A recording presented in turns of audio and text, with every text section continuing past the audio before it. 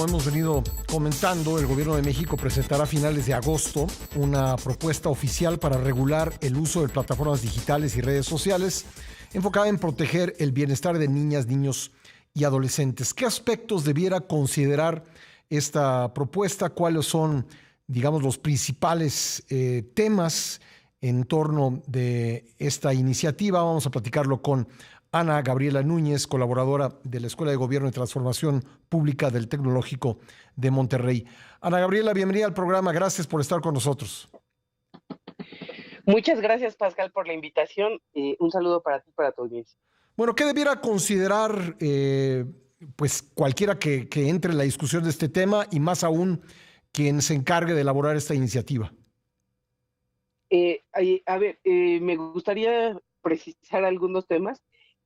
No va a ser una iniciativa de ley y eso es algo de lo que es preocupante porque habla de la premura con la que se está tomando esta medida. La presidenta anuncia que es una medida que va a entrar en vigor a inicios del siguiente ciclo escolar, que bueno, está por iniciar en septiembre, entonces tenemos un mes, digamos, para preparar esta iniciativa de decreto, entiendo que es lo que va a hacer, y que tiene de entrada un gran desafío porque propone varios problemas en un mismo anuncio. Uh-huh. Por un lado, el dispositivo en la escuela, por otro, la edad mínima para el uso de redes, otro tema es la primera infancia y la inteligencia artificial. Todas cuestiones diferentes, con soluciones y tiempos distintos, que si bien facilita la narrativa para el anuncio, sí puede, por un lado, diluir la parte de regulación de cada elemento e incluso confundir la propia normatividad. O sea, lo que usted dice es que no debieran reunir en un mismo decreto todos estos temas. No, porque no todos tratan de lo mismo. Por un lado tenemos el uso de dispositivos en la escuela, ¿no? Y además van corriendo de manera distinta para las diferentes etapas escolares. Para la primera infancia, digamos, el preescolar, la UNESCO tiene una serie de recomendaciones, entre las que destacan 0 horas de pantalla al día. Para educación básica permite 1 hora de pantalla al día. Y así sucesivamente la UNESCO ya tiene establecidos sus propios parámetros. Y si nosotros hacemos un anuncio global para toda la educación básica, respecto al uso de pantallas, estaríamos diluyendo toda la regulación respecto al uso de redes, por un lado. Y por otro lado, el hecho de que no tenga una fuerza legal como una iniciativa de ley, como una ley general, o que se inscriba dentro de una ley ya existente, pues de pronto no va a tener toda la eficacia en la instrumentación del dispositivo normativo. Bueno, si le parece, vamos desmenuzando cada uno de estos temas que estarían incluidos en este decreto. Comencemos por los dispositivos en la escuela. Ya hay países, Australia, Francia, donde están ya prohibidos para los niños de educación básica. ¿Qué resultado ha dado esto? Si es que lo ha dado. ¿Y qué tipo de discusión se ha generado en torno de esto? Bien, efectivamente hay países que ya han tenido esta regulación de prohibición de 0 pantallas en las escuelas, y el primer contexto que tenemos que revisar es el tiempo de la jornada escolar. Por ejemplo, en países como Francia, la jornada escolar va desde las 8:30 a las 16:30 horas. Uh-huh. Tienen un espacio para comida, para prácticas deportivas, etcétera, etcétera. Tienen a veces algún día libre o medio día libre entre toda la semana. Y entonces esto hace que efectivamente la regulación de 0 horas frente a la pantalla reduzca el consumo de tiempo de las pantallas de los niños, niñas y adolescentes. En el caso de México, las jornadas escolares, para el caso de preescolar son 4 horas, para el caso de educación primaria son 5 horas. Entonces, y dentro de estas, usualmente en las escuelas públicas no se permite el uso de pantallas, entonces no forma parte de su desarrollo. Esta medida sí hay que trasladarla a esta parte de regular el uso de pantallas en el entorno familiar y social. Si bien la presidenta descansa su decreto, su iniciativa, en una encuesta donde nos dice que el 70% de padres de familia avala esta regulación, ¿qué va a pasar con esa educación para padres? ¿Cómo les vamos a trasladar estas políticas de regulación, este compromiso frente al uso de pantallas? Porque entonces, si ya no la usan en la escuela, incluso para fortalecer las habilidades digitales, ¿qué va a pasar fuera de las aulas con este uso? Y entonces ahí es donde se conecta con el uso de redes sociales, ¿no? Pero es que ya tampoco van a poder entrar a redes sociales. Híjole, por eso estas medidas han tenido resultados mixtos.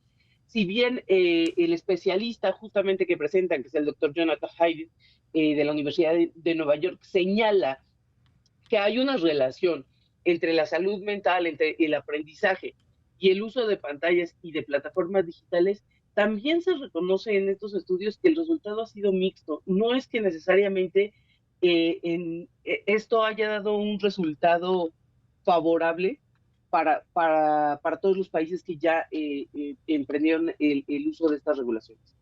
¿Cuáles serían esos resultados mixtos? Para algunas escuelas, precisamente para algunos países, o algunas investigaciones destacan que sí hay mejoras en la concentración y en la convivencia, pero prohibirlo completamente en el aula no reduce necesariamente el tiempo total en pantalla y se traslada al hogar. Entonces, este impacto real de prohibir el teléfono en la escuela no necesariamente nos lleva a menor uso de tiempo en pantallas, ¿no? Sino que lo trasladamos a otras latitudes. Entonces, ahí es donde tendríamos que ver cuáles son las actividades complementarias que también tendría que estar desarrollando la SEP para fortalecer esta convivencia que sugiere precisamente Heidi, donde haya nuevamente juegos colectivos, recuperación de espacios públicos, etcétera, etcétera. ¿Qué estamos haciendo para complementar esta parte? Y fuera del aula, fuera de la escuela, ¿cómo vamos a limitar ese uso de pantallas? ¿Con qué alternativas vamos a llenar el tiempo de recreo, de ocio de la niñez y la adolescencia en México? Bueno, ahora eso es quizá lo que no está considerándose. Perfecto. Pasando al tema de redes sociales, ¿cuáles son los aspectos que habría que considerar? Respecto a la regulación de redes sociales, preocupan dos cosas. Por un lado, no se han sentado con las grandes compañías de las plataformas digitales. ¿Cómo se va a realizar? Hay varios experimentos ya que tienen las propias plataformas para la regulación de su uso en menores. Por ejemplo, tenemos el caso de YouTube Kids. Hubo este fallido experimento de Messenger Kids de Facebook, etcétera, etcétera.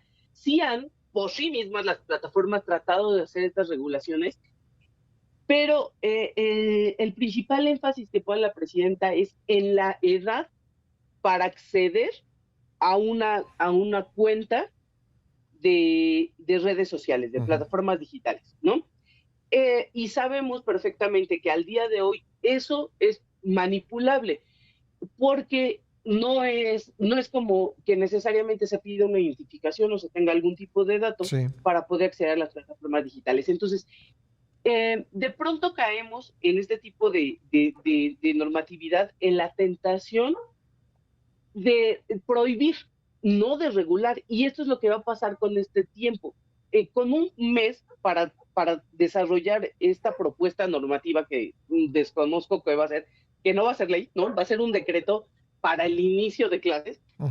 El contenido que se desarrolle dentro de estas va a ser realmente casi prohibitivo, ¿no? O sea, ya no van a poder usar redes sociales, ya no. Y entonces no va a dar chance de esta posible regulación de estas cadenas que tengan que poner todas las plataformas digitales algún tipo de candado de seguridad para que efectivamente lo que se disponga en la norma se cumpla. Entonces, sí hay que sentarse con las plataformas digitales, que no ha pasado. Sí tenemos que ver cuál es el objetivo de regularlas y cuál van a ser los candados o las limitantes para el acceso al contenido que no sea apto para niñeces. De todas maneras, no solo es que puedan acceder o no, sino el tipo de contenido que se pueda consumir por parte de la niñez y de la adolescencia. Parece poco tiempo, ¿no?, para sacar todo esto adelante, como usted dice. Sí, la verdad es que es justamente parte de estas preocupaciones.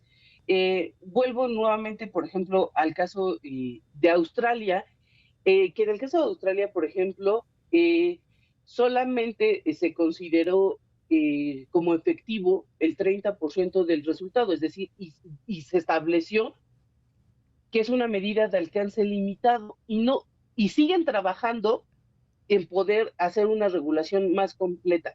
Eso en cuanto al uso de pantallas. En cuanto al uso de plataformas digitales, la regulación es muy diversa en todos los países y habría que ver cómo las legislaciones de origen de donde nacen estas plataformas digitales van a proteger los derechos de las propias plataformas para este acceso.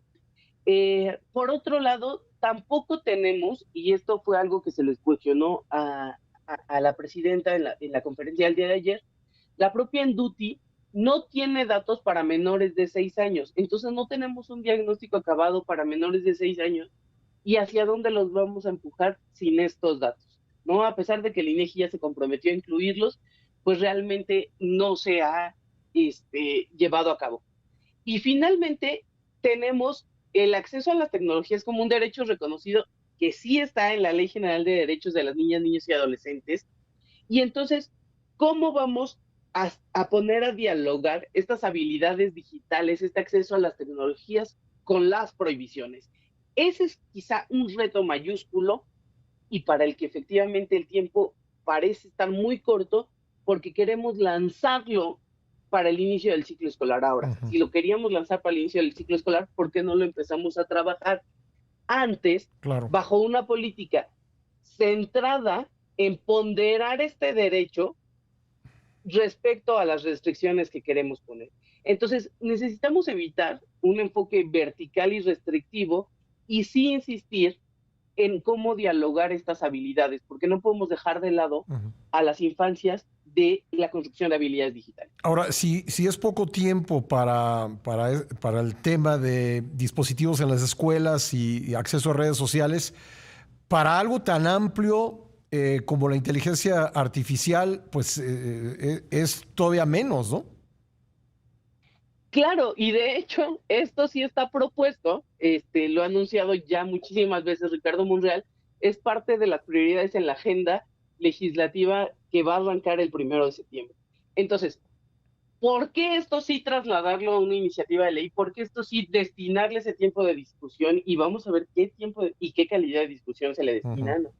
Y si va a ir en línea con estas propias políticas. Entonces, creo que sí es importante distinguir todos estos aspectos que se anunciaron ayer en, en una cierta regulación particular para cada uno de ellos, sobre todo por el enfoque que está proponiendo el especialista que trajeron para estudiar al respecto, donde se habla de los daños a la salud mental para las infancias y las juventudes. Recordemos que además esto sí ya está acreditado, la demanda que pierde Meta a principios de este año, donde sí efectivamente se determina que el daño a la salud mental, no solo para niños y adolescentes, es mayúsculo, sino para adultos. Entonces, considerar estos efectos respecto de las infancias no es una tarea fácil, no es un análisis que esté determinado o dado, o sea, los propios especialistas en salud mental no se han puesto de acuerdo al 100%, Ujú. ¿no? Insisto, la propia UNESCO tiene sus parámetros, no son prohibitivos, ¿no? Tiene horas de uso frente a pantallas, cuáles van a ser las disposiciones del uso de plataformas digitales. Y ahora que vemos la necesidad de ganarle a la tecnología, ¿verdad? O sea, de no vulnerar sus propios candados, ¿cómo vamos a resguardar la seguridad tecnológica de estas pantallas, ¿no? Entonces, sí creo que no necesariamente estamos enfocando la discusión por cada vertiente que requiere todo este anuncio y entonces vamos a generar un marco normativo mezclado, limitado y que al final puede no estar pues, resolviendo el problema de fondo que es lo que se busca, Ujú. que es mejorar la salud mental de los niños, niñas y adolescentes, devolverlos a la convivencia social, pero tampoco estamos empujando que se vincule su desarrollo con las habilidades Tecnológicas, digitales y sí, tecnológicas necesarias para la época. claro. Pues Ana Gabriela, vamos a estar atentos a lo que presenten finalmente y estoy seguro que volveremos a platicar si usted nos lo permite. Claro que sí, como siempre, a la orden, Pascal, y nuevamente un saludo para tu audiencia. Gracias, muy amable. Ana Gabriela Núñez, colaboradora de la Escuela de Gobierno y Transformación Pública del Tecnológico de Monterrey.